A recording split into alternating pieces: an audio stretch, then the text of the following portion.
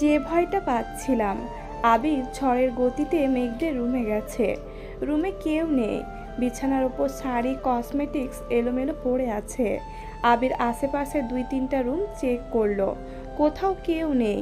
হঠাৎ সিঁড়ির দিকে নজর পড়তেই ছুটল সেদিকে। ছাদ জুড়ে ঝলমল করছে লাল, নীল, সবুজ রঙের আলো। তার এক পাশে মেঘ দাঁড়িয়ে আছে, হাতে একটা গাছের ডাল, যেটা দিয়ে ছাদের রেলিংয়ে অবিরত আঘাত করছে। মেঘ ড্রেস পরে নিচে নামতেই চোখ পড়ে মালা আপু আর তার বান্ধবীদের দিকে। তারা কোনো বিষয় নিয়ে গভীর আলোচনায় মগ্ন। মেঘ সেসবে পাত্তা না দিয়ে 2 পা এগোতেই কানে আসে, আবির ভাইয়ার সাথে আমার 2 বছর যাবৎ ফোনে কথা হয়, প্রায় ভিডিও কলে কথা হয়। আমি যে ওনাকে ভালোবাসি এই কথাটা এখনও বলিনি। আজকে সুযোগ পেলে ভাইয়াকে বলে ফেলবো। তোরা আমায় বুদ্ধি দে, কিভাবে বললে উনি সঙ্গে সঙ্গে রাজি হয়ে যাবেন। কথাগুলো কানে আসতেই মেঘ স্তব্ধ হয়ে গেছে, দাঁতে দাঁত চেপে ধরল। ক্রোধে কপালের শিরাগুলো দৃশ্যমান হয়ে গেছে। মেঘের চোখ মুখ রক্তাভ হয়ে উঠেছে, দাঁত কিরমির করছে। আবির ভাই মালা আপুর সাথে কথা বলে, এই কথাটা অষ্টাদশীর মনে চরমভাবে আঘাত করেছে। রাগে গজগজিয়ে ছাদে চলে আসছে। রাগটা আসলে কার ওপর উঠেছে সেটা নিজেও বুঝতে পারছে না। মালা আপুর আচরণ ভালো লাগেনি, এই জন্য মালা আপুকে আগে থেকে সহ্য করতে পারে না। অথচ আবির ভাই ভাবতেই বক্ষ স্পন্দন থমকে গেল। রাগে ফুঁসছে আর ভাবছে, এতগুলো বছরে একটা বারও আপনি আমার সঙ্গে কথা বলেননি। এখন জোর করতে পারলে তখন কেন জোর করে আমার সাথে কথা বললেন না? যদি কথা নাই বলবেন তাহলে মালা আপুর সাথে কেন কথা বলেছেন? তাহলে কি আপনি? এইটুকু ভেবেই থেমে গেল। ক্রোধ যেন কমছেই না, বরং বাড়ছে। পাশে একটা গাছ থেকে একটা ডাল ভেঙে সেটা দিয়ে রেলিংয়ে আঘাত করেই নিজের ক্রোধ কমানোর চেষ্টা করছে। আবির বিদ্যুৎ বেগে ছুটে এসে মেঘের হাত চেপে ধরল, হাত থেকে ডালটা নিয়ে ছুঁড়ে ফেলল। আবির সরু নেত্রে খেয়াল করলো অষ্টাদশীর চোখ মুখ। লাইটের আলোতে বারবার পরিবর্তন হচ্ছে চেহারার বর্ণ।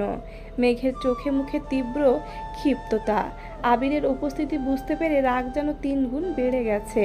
আবিরের হাত থেকে নিজের হাতটা ছাড়ানোর চেষ্টা করছে, কোথাও কেটেছে কিনা আবির সেটা দেখার চেষ্টা করছে।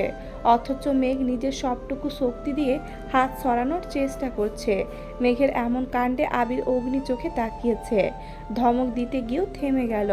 ঢোক গিলে নিজের রাগ কন্ট্রোল করার চেষ্টা করলো। মেঘের অন্য হাতটা টেনে নিল। মেঘের 2 হাত একসঙ্গে রেখে কবজি বরাবর চেপে ধরে তপ্ত স্বরে বলল, এখন দেখব কিভাবে নিজের হাত ছাড়াস। মেঘ রাগে কটমট করে বলল, ছাড়ুন আমায়। না ছাড়লে কি করবি? রাগে কটমট করছে মেঘ, প্রশ্ন করল, কোন অধিকারে আমায় ছুঁয়েছেন? মেঘ রাগে হিতাহিত জ্ঞানশূন্য হয়ে কথাটা বলল। আবির নিরেট কণ্ঠে উত্তর দিল, আমায় অধিকার বোধ শেখাতে আসিস না। তোকে ছোঁয়ার জন্য যদি অধিকার নামে স্বাক্ষর করতে হয়, আমি সেই অধিকার নামায় স্বাক্ষর করে হলেও তোকে ছুব। রাগের মাথায় আবিরের কথাগুলো মেঘ শুনল কিনা কে জানে। অতিরিক্ত ক্রোধে মেঘের মাথা ঘুরছে, তবুও শান্ত হওয়ার নাম নেই। মেঘ রাগান্বিত কণ্ঠে পুনরায় চেঁচিয়ে উঠল, আমায় ছাড়ুন বলছি। ছাড়ার জন্য তো ধরিনি, ছাড়িয়ে নিতে পারলে নে। মেঘ রাগে ফুঁসতে ফুঁসতে বলল, আমি কিন্তু চিৎকার করব। আবির এবার সশব্দে হাসল। মেঘ আশ্চর্য নয়নে তাকিয়ে বলল, হাসছেন কেন? আমি কিন্তু সত্যি সত্যি চিৎকার করব। আবির তপ্ত স্বরে প্রশ্ন করল, তুই যে অগাচণ্ডী সেটা কি জানিস? মানে? ওই যে চিৎকার করবি বললি, চিৎকার তুই করতেই পারিস, কিন্তু সবাই আসলে বলবিটা কি শুনি? আমি তোর হাত ধরেছি এটাই নালিশ করবি? তোর কি মনে হয় তোর এই নালিশের ভয়ে আমি তোর হাত ছেড়ে দিব? জীবনেও না।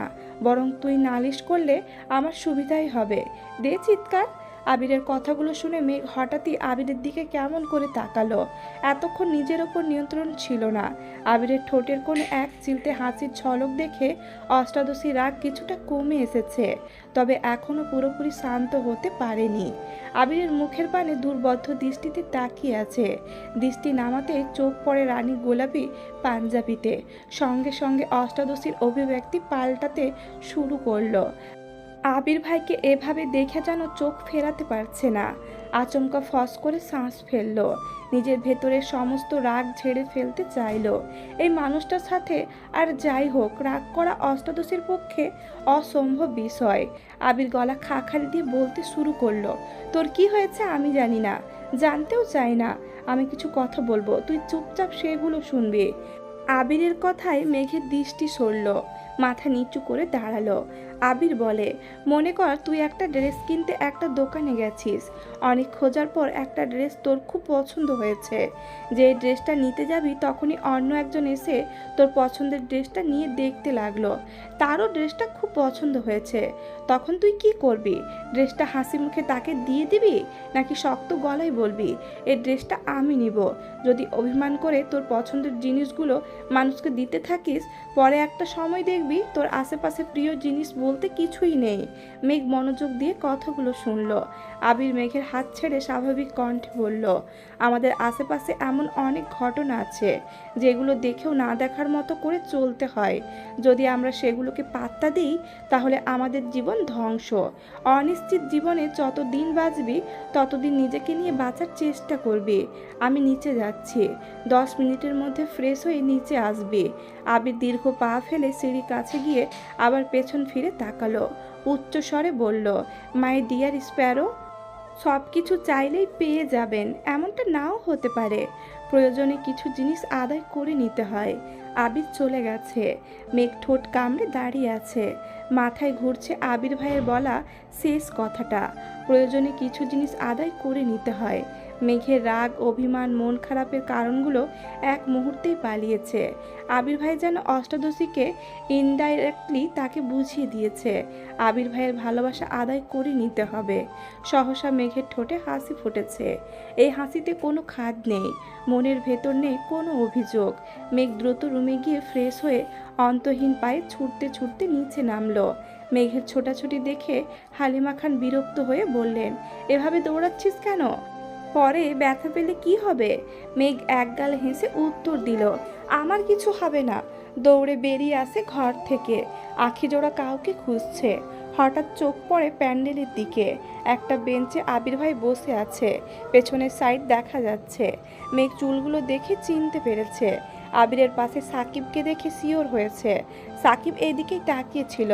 সাকিব আবিরের কানের কাছে বিড়বিড় করে বলল, ভাইয়া তোমার প্রিয়সী আসছে, কিন্তু সাথে শত্রুপক্ষের আগমন হচ্ছে, বি কেয়ারফুল।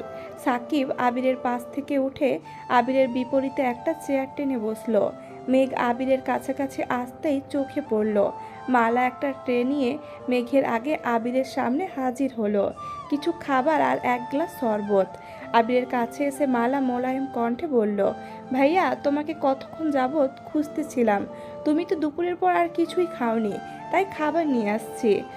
মালার আহ্লাদি কণ্ঠে আবিরের মেজাজ খারাপ হলো, তবু স্বাভাবিক থাকার চেষ্টা করলো। আবির প্রখর তপ্ত স্বরে জানালো, আমি এখন খাবো না, নিয়ে যা। মেঘের রাগ ক্রমে ক্রমে বেড়েই চলেছে। গাল ফুলিয়ে আবিরের থেকে কিছুটা দূরে আবিরের মুখোমুখি এসে দাঁড়ালো। সামনে থেকে আবিরকে দেখছে, অথচ আবির কারোর দিকেই তাকাচ্ছে না। মালা পুনরায় বলল, খাবারটা খেয়ে নাও প্লিজ। আবির রাগান্বিত কণ্ঠে কিছু বলতে যাবে তার আগেই মেঘ আবিরের কাছাকাছি দাঁড়ালো, ঝুঁকে আবিরের মুখোমুখি হলো। মেঘকে কাছে আসতে দেখে আবির একটু পিছিয়ে গেল। মেঘ আচমকা আবিরের বুকের ওপর বোতামটা লাগাতে লাগাতে বলল, পাঞ্জাবি তো পরেছেন ঠিকই, বোতামগুলো ঠিকমতো লাগাতে পারেননি। বোতাম লাগিয়ে তাকালো মাথায়, এক মুহূর্তের ব্যবধানে চুলে হাত দিল। দুই হাতে চুল ঠিক করতে করতে বলল, ইস, চুলগুলো এলোমেলো করে ফেলেছেন, আমি না থাকলে যে আপনার কি হবে এটাই ভেবে পাই না। আবির অবিশ্বাস্য দৃষ্টিতে মেঘকে দেখছে। নিজেকে নিয়ন্ত্রণ করতে নিম্নাষ্ট কামড়ে ধরল।